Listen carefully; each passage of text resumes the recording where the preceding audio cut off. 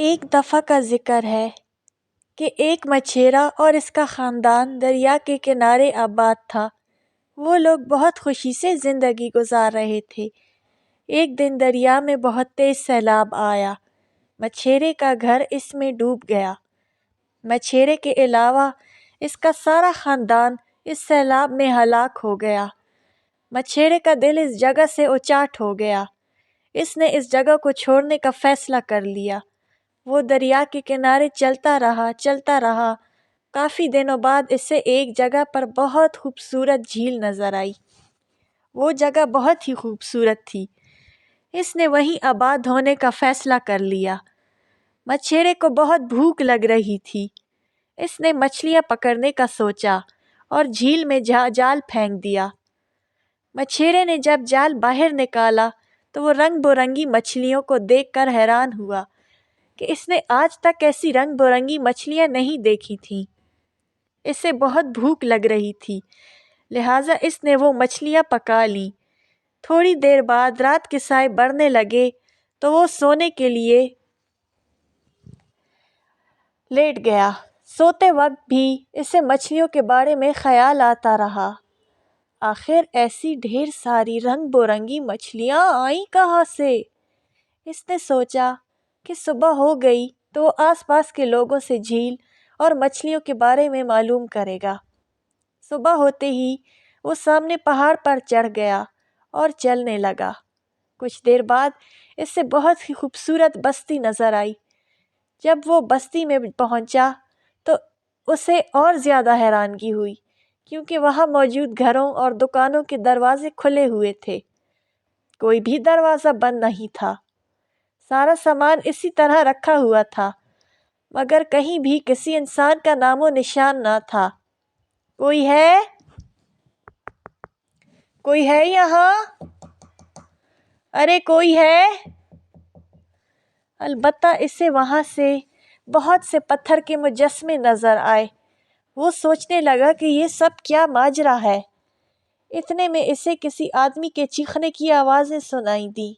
اے آ آ آ ارے یہ کیسا شور ہے؟ وہ تیزی سے آواز کے پیچھے دوڑا۔ جب وہ اس آواز کے قریب پہنچا تو اس نے دیکھا کہ ایک گھر میں ایک عورت ایک آدمی کو کوڑے سے مار رہی ہے۔ عجیب بات ہے، مرد کو عورت کو مارتے ہوئے سنا تھا، یہاں تو عورت مرد کو کوڑے سے مار رہی ہے۔ وہ آدمی اوپر سے تو انسان تھا، لیکن اس کا آدھا جسم پتھر کا بنا ہوا تھا۔ وہ یہ سب دیکھنے کے لیے چھپ گیا اور دیوار کے پیچھے سے چھپ کر چوری چوری سب منظر دیکھتا رہا۔ کچھ دیر بعد عورت وہاں سے چلی گئی۔ اس کو جاتا دیکھ کر مچھیرا اس آدمی کے پاس پہنچ گیا اور اس سے پوچھنے لگا، یہ عورت تمہیں کیوں مار رہی تھی؟ تم ایسے آدھے انسان اور آدھے پتھر کے کیوں بنے ہو؟ اور اس بستی میں تمہارے علاوہ کوئی اور شخص کیوں نہیں نظر آ رہا ہے؟ وہ آدمی کہنے لگا، مجھے لگتا ہے کہ تم کسی اور علاقے سے آئے ہو، تبھی ابھی تک زندہ ہو۔ یہ عورت جو ابھی مجھے مار رہی تھی وہ پہلے میری بیوی تھی۔ کیا یہ تمہاری بیوی تھی؟ ہاں، یہ میری بیوی تھی۔ یہ ایک جادوگرنی ہے، لیکن مجھے یہ معلوم نہ تھا۔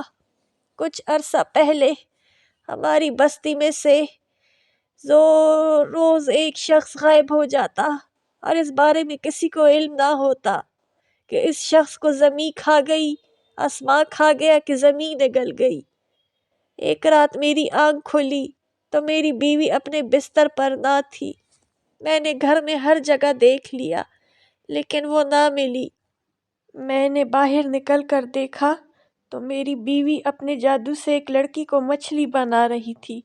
میں یہ سب چھپ کر دیکھتا رہا اور مجھے یقین ہو گیا کہ اتنے دنوں سے جو لوگ غائب ہو رہے ہیں یہ انہیں مچھلی بنا دیتی ہے۔ میں یہ سب دیکھ کر بہت ڈر گیا۔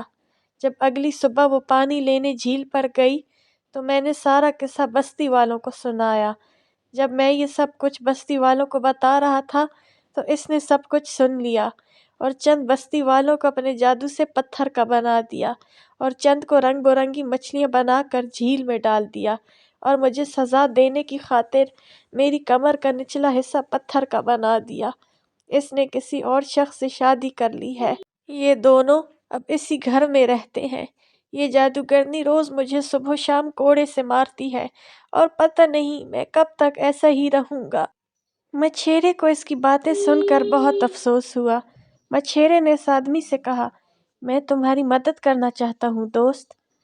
اس آدمی نے مچھیرے سے کہا، ایک طریقہ ہے جس سے تم مجھے اور ساری بستی والوں کو اس عذاب سے نجات دلا سکتے ہو۔ یہ اپنے شوہر کی کوئی بات نہیں ٹالتی اور اگر تم کسی طرح اس کے شوہر کو مار دو اور اس کے شوہر کی جگہ اس کے بستر پر لیٹ جاؤ، جب وہ آئے تو اسے کہنا کہ میں تم سے اس وقت تک بات نہیں کروں گا جب تک کہ تم ان سب لوگوں کو اپنی اصلی حالت میں نہیں لے آتی، لیکن تمہیں یہ سب کام بہت احتیاط سے کرنا ہوگا تاکہ اسے کوئی شک نہ ہو۔ مچھیرے نے سوچا کہ میرا خاندان تو ویسے بھی نہیں رہا، تو کیوں نہ میں اپنی جان خطرے میں ڈال کر ان لوگوں کی مدد کروں۔ مچھیرے نے نماز پڑھ کر اللہ سے مدد کی دعا کی اور وہاں بیٹھ کر جادوگرنی کے شوہر کا انتظار کرنے لگا۔ تھوڑی دیر بعد اسے ایک آدمی کی آواز آئی۔ وہ جلدی سے چارپائی کے نیچے چھپ گیا۔ جیسے اس جادوگرنی کا شوہر چارپائی پہ آ کے لیٹا، مچھیرے نے جادوگرنی کے شوہر کو خنجر سے قتل کر دیا۔ اس کی لاش کو ٹھکانے لگا کر وہ اس کے بستر پر چادر اوڑھ کر لیٹ گیا اور جادوگرنی کا انتظار کرنے لگا۔ شام کے وقت جادوگرنی بہت سی مچھلیاں پکڑ کر لائی۔ وہ اپنے شوہر کے پاس آئی اور کہنے لگی، اٹھیں اور کھانا کھا لیں، مگر مچھیرا خاموش رہا اور کچھ نہ بولا۔ جادوگرنی کو حیرانی ہوئی اور وہ اسے اٹھانے لگی۔ مچھیرے نے کہا، میں تم سے ناراض ہوں۔ جادوگرنی نے جب اس کی آواز سنی تو اسے اس کی آواز بدلی ہوئی محسوس ہوئی۔ یہ آپ کی آواز بدلی سی کیوں لگ رہی ہے؟ جادوگرنی نے حیرانگی سے پوچھا۔ دراصل میں نے ٹھنڈا پانی پی